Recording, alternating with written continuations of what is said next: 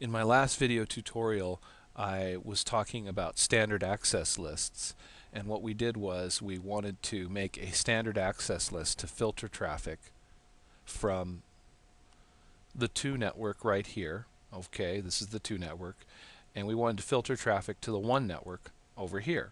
And so here's the access list we wrote, and it was access list 1 deny host 2.100 right here, deny host 2.101 here, and then permit any other host. So that would permit this third host here because he would be part of any hosts left, right? And then we applied it to this interface right here, outbound. And that's the correct way to apply a standard access list, because if you look over here, standard access list needs to be applied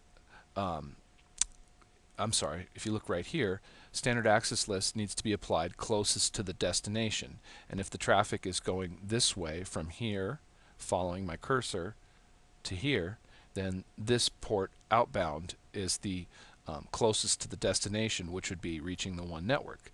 Then what I did was I showed how if you misapply the ACL and you put the ACL, let's say, on this router, the access list on this router, and you place it on the inbound, if you place it on the inbound interface right here on FA01, right, you're still going to block 2.100 and 2.101, but your intention was to block them from reaching the 1 network, and now you're going to be blocking them from also reaching the 4 network.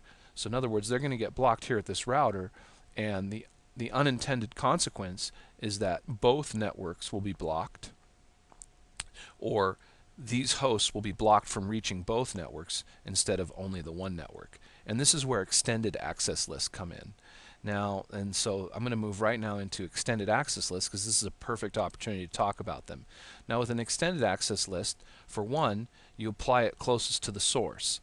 So that would be over here where we were talking about, which was the wrong place to put a standard access list. So extended ACLs applied closest to the source.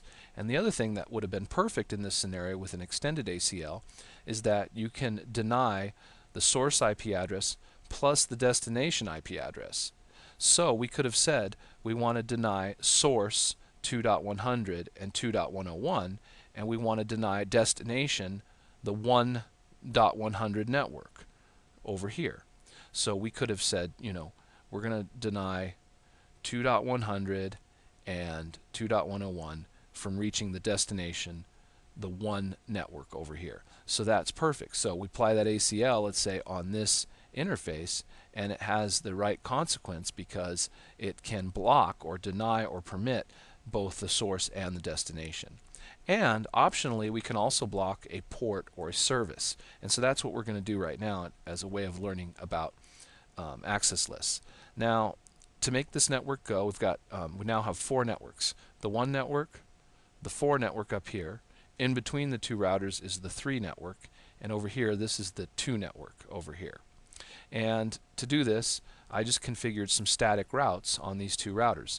Router 0 has a static route to the 2 network, and R1 here has a static route to the 1 network and the 4 network. And if you wanted to see what those static routes look like, here's the commands that I put in for R0 and then 2 static routes for R1. Okay, I'll just drag that off to the side now. Alright, let's get started. Okay, so I'm going to open up R1 and we're going to write this access list. So we'll go to the command line interface.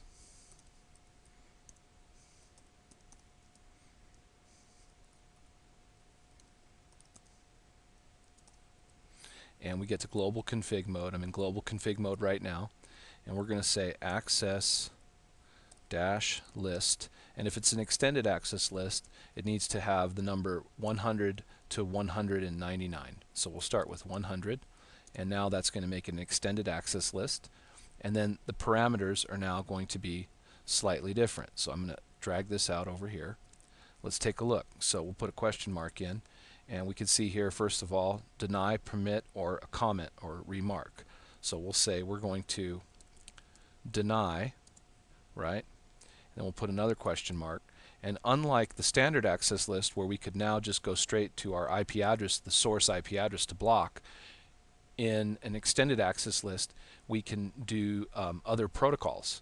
So you can see not just IP, which would be IP addresses, but we could do TCP, UDP, other things. So what we'll do is we're going to block though IP. So we're going to say deny IP, and we'll say now the source address 192.168.2.100, right? Then we need to put in the wildcard bits. So that's the wildcard bits for one host right there. And then we need to put in the destination address. So we'll say we want to deny them from reaching the 192.168.1.0 network, and then the wildcard bits 0.0.0.255, and we hit enter, and that's it. So now all we need to do is put in a permit statement, otherwise everything will be blocked because there's an implicit deny all or deny any at the end. So for this, for the permit, we're going to do access dash list 100, and we want to, let's say, permit everybody else. So now we have to do permit IP addresses, any source host, and then a second any to any destination. So now with a standard access list, it was just permit any. Now with an extended access list, it's permit IP, the protocol, any source, any destination. So we hit enter, and the access list is done. Now we have to apply it to the interface FA01 here, inbound. Notice extended ACL applied closest to the source. This is the source, this is the destination.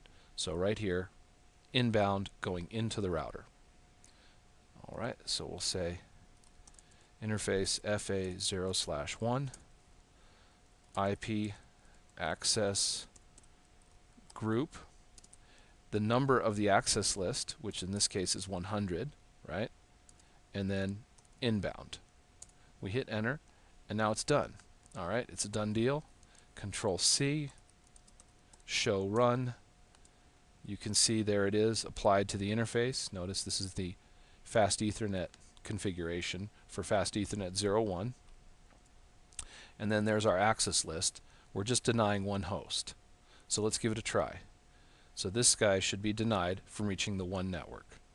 So we'll say desktop, command prompt,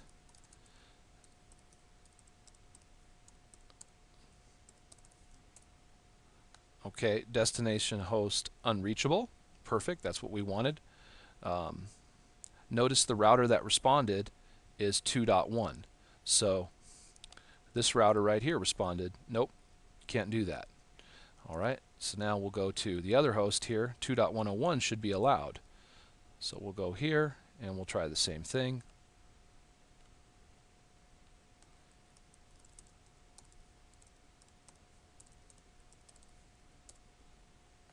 And ARP broadcast is resolving the IP address to MAC addresses, and as soon as that happens it should work. So we get a timeout, but hopefully we'll start getting, there we go, there's a reply. And now if you were to do it, we've already got our ARP cache set, so it's working. Alright, so that worked out well. Okay, and then off screen what I did was I changed the access list statement here so that you can see it now reflects the current state of the access list. Notice the access list is on R1, and it's also applied on R1 on interface FA0/1. Here's the commands we put in,